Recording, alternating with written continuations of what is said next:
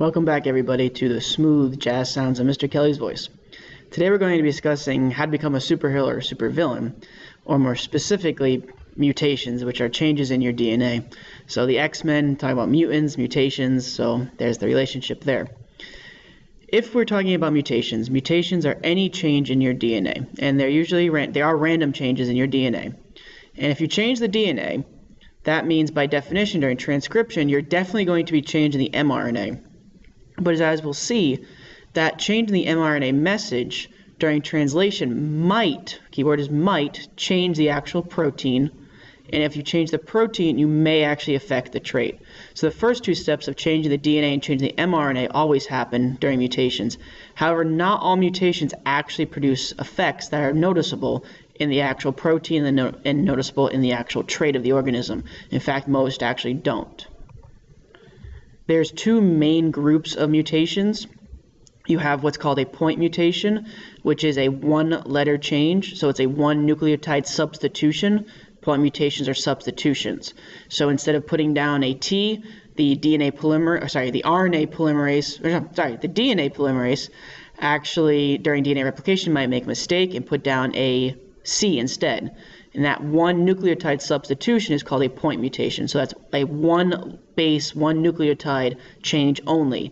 And that one may cause a change to the protein or it may not. The second main type of mutation is called a frameshift mutation. And these are additions and deletions. So this is the adding of a nucleotide or the subtraction of a nucleotide. And since we always read when we translate, we always read the mRNA in sequences of 3. If you add or delete a letter, you're going to completely change how the mRNA is read, which means you're going to change the protein no matter what. So point mutations might change the protein. Frameshift mutations will almost always change the protein.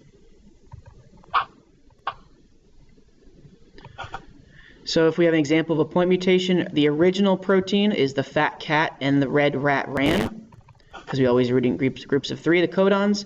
If we have one letter substitution, instead of having a T here, we accidentally put an R. We read in groups of 3.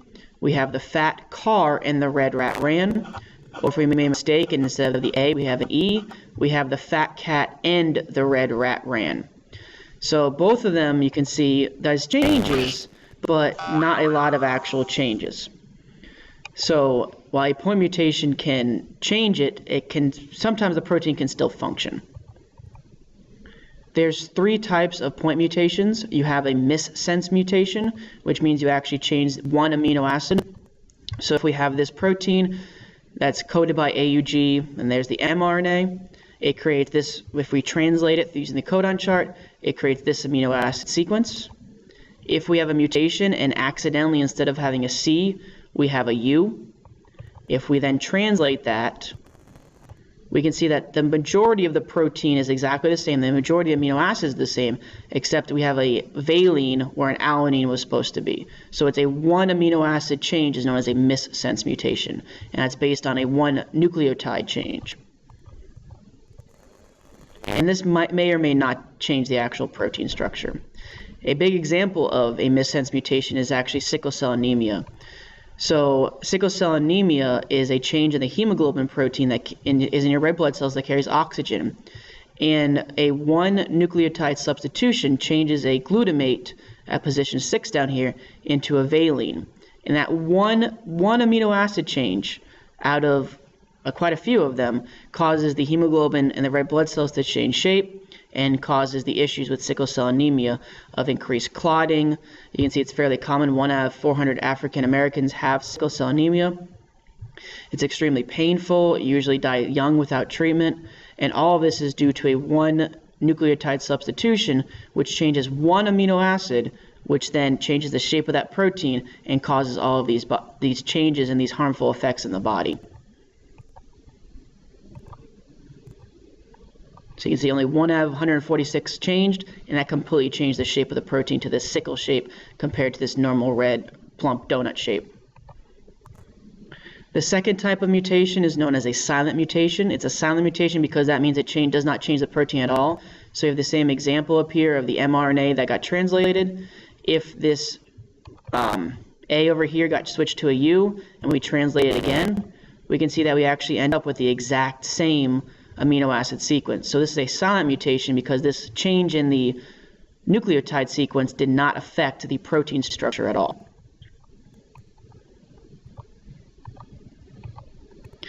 And then the final type of point mutation is known as a nonsense mutation, which is called a nonsense mutation because it just doesn't mean anything anymore.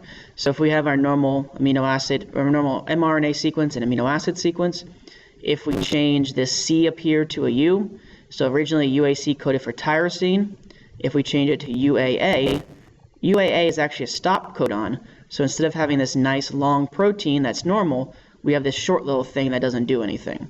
So nonsense mutations can be very harmful because you're shortening that protein to basically nothing sometimes, and therefore it can't possibly function if you don't have if you have missing most of the amino acids that make that protein up. And once again, the second main type of mutation is called the Frameshift mutations, which are additions or deletions. So if we have the fat cat and the red rat ran, if we add one letter, once again, we have to read in groups of 3, so we're going to divide this into groups of 3. So we have the fat, can, tan, duth, dra, tra, which obviously makes absolutely no sense. So frameshift mutations completely change that protein and completely will usually destroy the function of that protein. Or another example, if we instead of adding a letter, we delete the T. Once again, we have to read in groups of 3. So we have the, fat, ka, her, eater, adder, an. So once again, this sentence makes absolutely no sense. So the two types of frameshifts, you have additions, normal sequence. We add in a U between the G and the C. We then translate it in groups of 3 in the codons.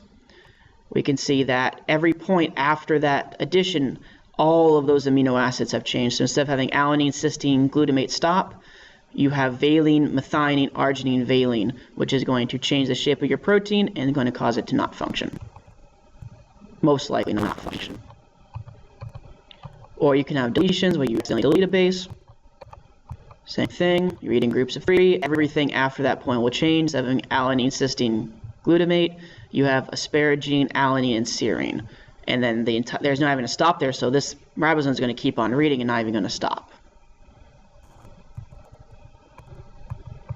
An example of a frameshift mutation is cystic fibrosis, which causes a broken salt channel in the cell. You can see this one strikes about 1 in 2,500 white births. So the gene codes for this protein that creates this channel that allows salt to flow across the cell membrane in the lung cell specifically. If you don't have this protein, then the salt channel doesn't work, which means the salt doesn't leave the cell, and water is going to follow the salt out. So you don't have this, no water is going to leave the cell. And you get this thicker, stickier mucus around the cells. And eventually this mucus builds up and causes infections, or literally causes you to no longer be able to breathe because you have this mucus. So your lungs eventually are destroyed and you die. And you see, without treatments, this is still a debilitating disease, genetic disorder. Without treatments, most children die before 5. And with treatment currently, you can live to your late 20s. So they're working towards it, but there's still not great treatments for cystic fibrosis and cures for cystic fibrosis. So it is still a very deadly disorder to have, where basically your mucus is too thick and you suffocate on your own mucus.